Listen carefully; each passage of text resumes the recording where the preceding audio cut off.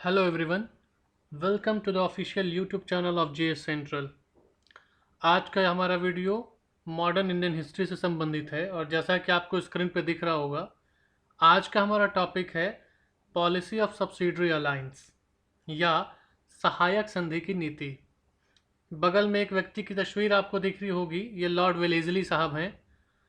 भारत के governor general रहे हैं और इन्होंने ही अपने कार्यकाल में एक नीति आरंभ की जिसका नाम था पॉलिसी ऑफ सब्सिडरी अलायंस या सहायक संधि की नीति। यह वीडियो विशेषकर बीपीएससी और जेपीएससी के जो एस्पिरेंट्स हैं उनके लिए है। हालांकि एसएससी, रेलवे और अन्य सभी परीक्षाओं में इस नीति से संबंधित वस्तुनिष्ठ प्रश्न पूछे जाते रहे हैं। इस वीडियो में हम इस नीति के बारे में पूरा अच्छी तरह एक्सप्लेन करके स्टडी करने वाले हैं। तो आप सब रेडी हो जाएं। अभी तक अगर आप लोगों ने जीएस सेंट्रल के यूट्यूब चैनल को सब्सक्राइब नहीं किया है तो जल्दी से सब्सक्राइब कर लें ताकि आगामी वीडियोस आपको मिलते रहें। जीएस सेंट्रल पर आपको हिस्ट्री के साथ साथ Indian polity, Indian geography, economics, current affairs,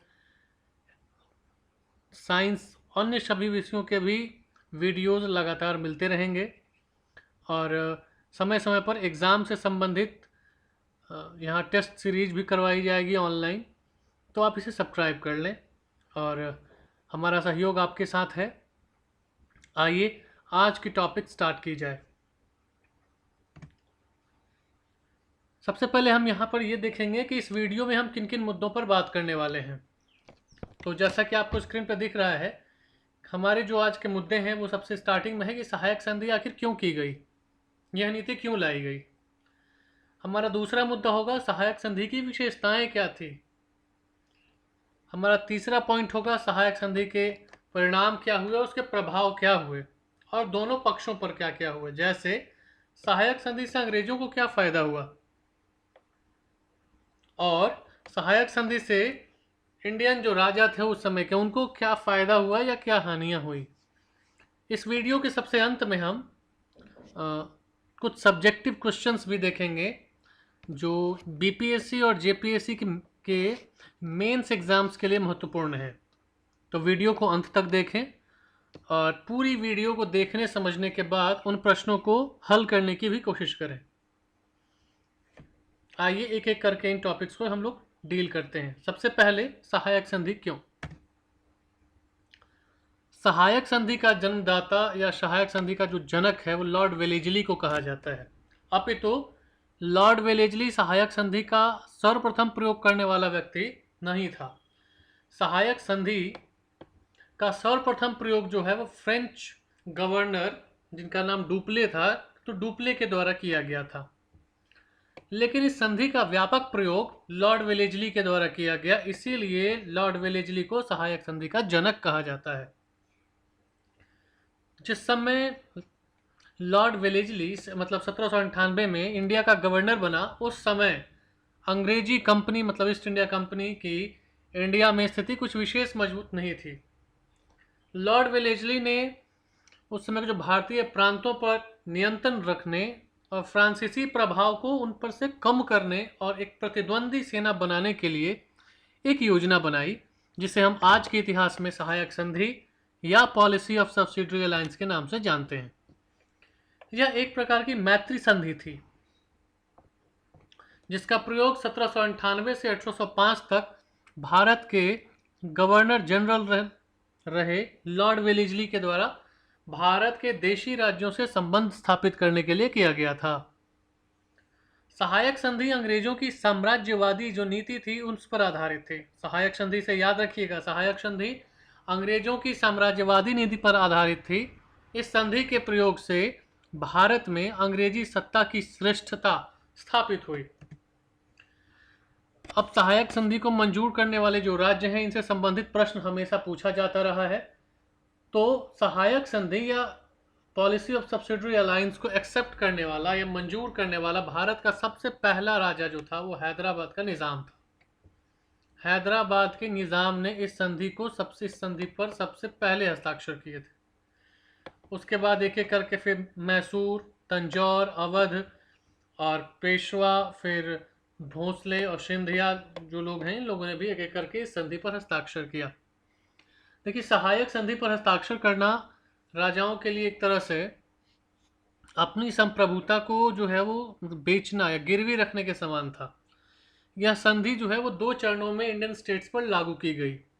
इसका स्टेज 1 जो है, अंग्रेजों ने आर्थिक लाभ और अन्य शर्तों के साथ मित्र शासकों को अपनी सेनाएं उधार में दी। और इसका दूसरा चरण जो था, जब देशी राज धन देने में असमर्थ होने लगे तो सेना के व्यय के बदले प्रदेश में स्थान लेना, प्रदेश को ही लेना आरंभ कर दिया गया। कहने का मतलब, अप्रत्यक्ष रूप से अंग्रेजों ने भारतीय राजाओं को इतना कमजोर किया कि वे उन पर हावी हो सकें। इस संधि की विशेषताएं क्या क्या है, अब इसे हम देखते हैं। सबसे पहली विशेषता जैसे आपको दिख रही हो कि भारतीय राजाओं के विदेशी संबंध कंपनी के अधीन होंगे। वे कोई युद्ध नहीं करेंगे और ना अन्य राज्यों से विचार विमर्श करेंगे। कंपनी के इच्छा के विरुद्ध जाकर के ऐसा कोई विचार विमर्श वो नहीं करेंगे।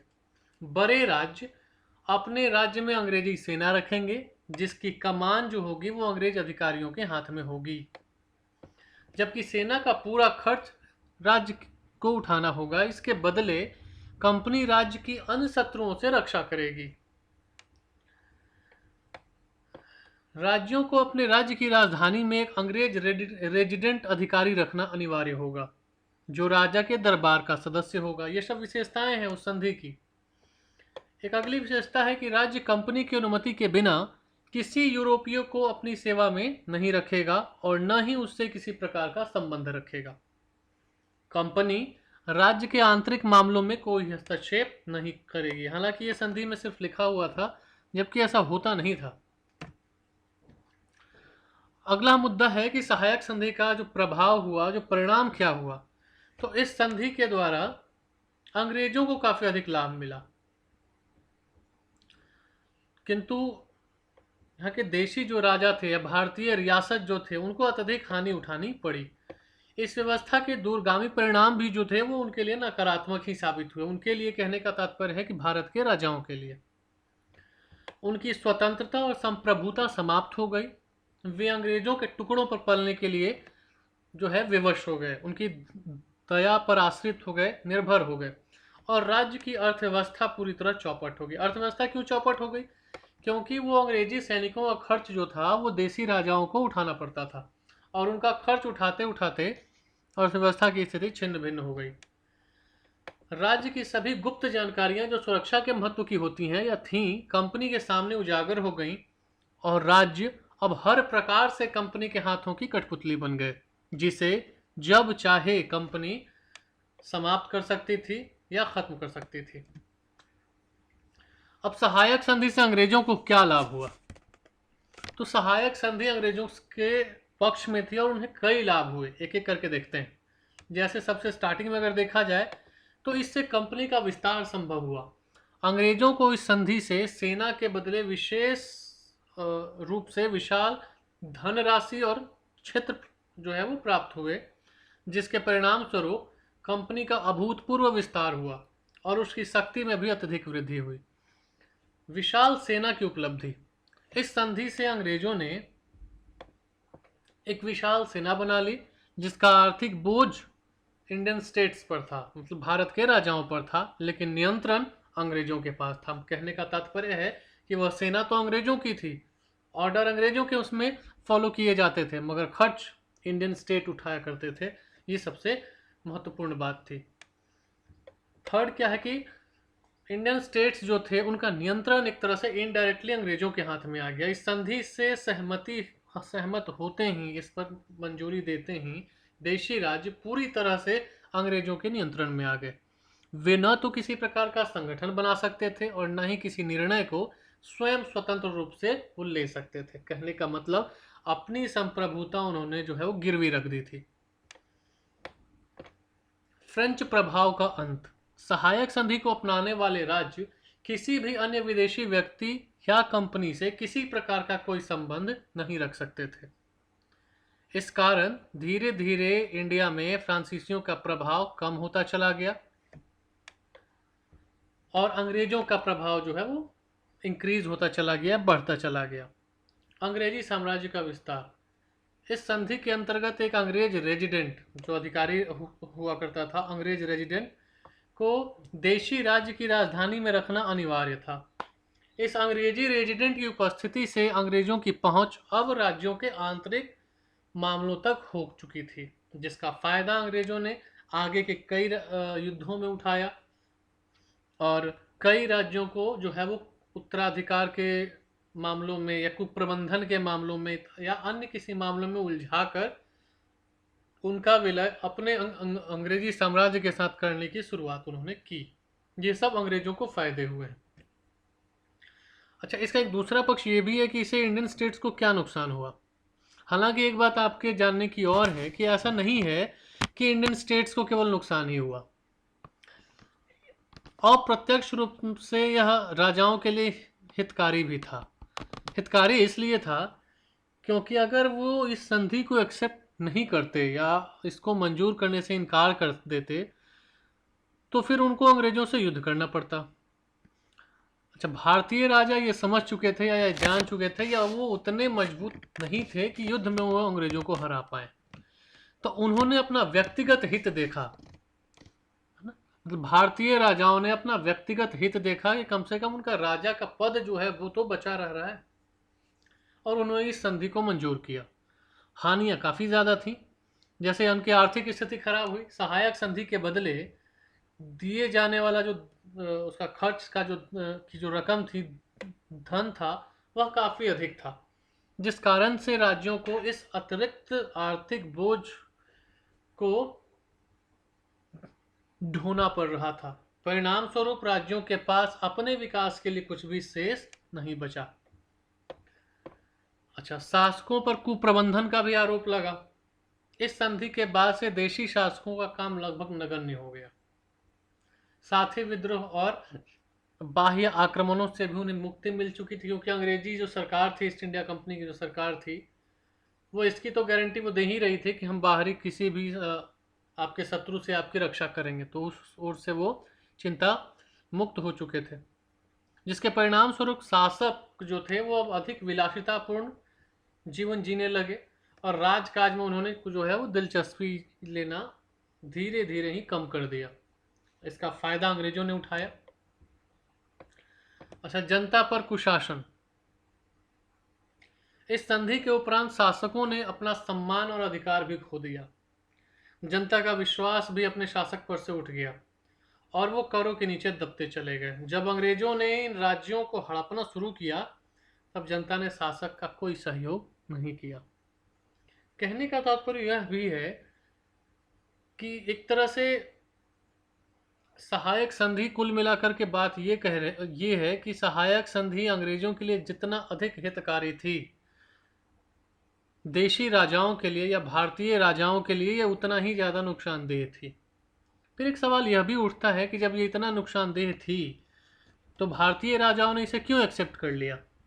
अभी जैसा कि मैंने बताया, भारतीय राजाओं के भी एक अप्रत्यक्ष हित और व्यक्तिगत हित इसमें शामिल था। और व्यक्तिगत हित क्या था कि उनका राजा का पद तो बचा रह जाता था, उनके ऐशो आराम में कोई कमी नहीं हुई, उनका जो परिवार है और उनका जो अपना पद है, उनकी विलासिता है, वो चलती रही।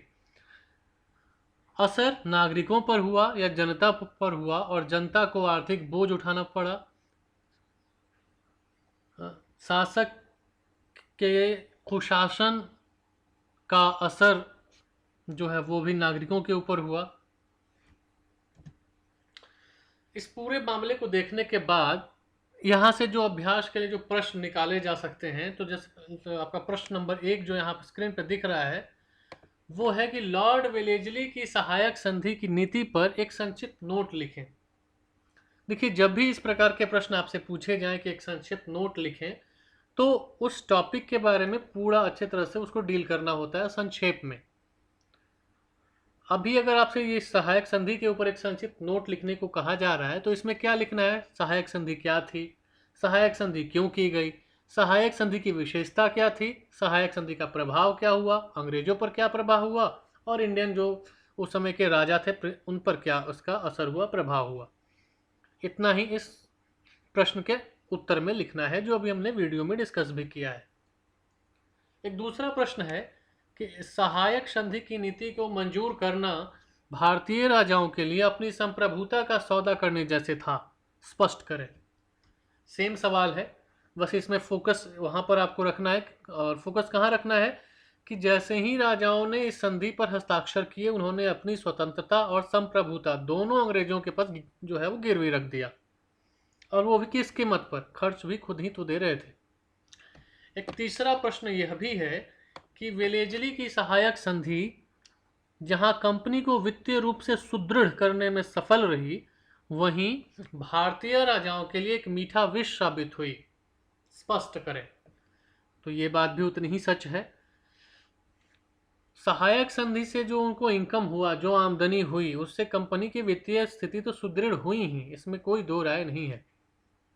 वहीं पर इंडियन स्टेट्स के जो किंग थे, भारतीय जो राजा थे, वो अपना व्यक्तिगत हित देखकर संधि पर हस्ताक्षर तो कर चुके थे, मगर इस संधि के जो असर हुए, जो प्रभाव हुए, या जो अपने दूरगामी प्रभाव हुए, वो उनके लिए भी नकारात्मक साबित हुए, अहितकारी साबित हुए। उसी चीज़ को इस प्रश्न में डील करना है। तो कुल मिला के ये 3 प्रश्न हैं, इन्हें आप लिखें, लिखने का अभ्यास करें। सहायक संधि की नीति के बारे में एक बार उसका अगर ओवरव्यू देखा जाए, तो सहायक संधि की नीति एक अंग्रेज अधिकारी जिसका नाम लॉर्ड वेलेजली है के द्वारा आरंभ की गई थी। यह एक साम्राज्यवादी नीति थी। मुख्य उद्देश्य अंग्रेजी साम्राज्य का विस्तार करना था। इसमें अंग्रेज काफ़ी हद तक सफल भी हुए, काफ़ी हद तक यह सफल भी हुए, और यहाँ के जो देशी राजा थे, उनको इस संधि पर हस्ताक्षर करने के बाद अपनी स्वतंत्रता और संप्रभुता से समझौता करना पड़ा। आज का वीडियो यहाँ पर समाप्त होता है। इस अभ्यास के जो प्रश्न हैं उनको ज़रूर आप अभ्यास करें। अगर ये वीडियो आपको अच्छा लगा है तो हमारे चैनल को सब्सक्राइब कर लें, इसको लाइक और शेयर भी करें। आप हमसे फेसबुक पर भी जुड़ सकते हैं, फेसबुक का लिंक सामने स्क्रीन पे दिखाया जा रहा है। इसी वीडियो की तर्ज पर आगामी ऐसे कई वीडियो बीपीएससी और जेपीएससी परीक्षा के लिए स्पेशल वीडियोस इस चैनल पे अपलोड किए जाते रहेंगे। वीडियो देखने के लिए आपका बहुत बहुत धन्यवाद।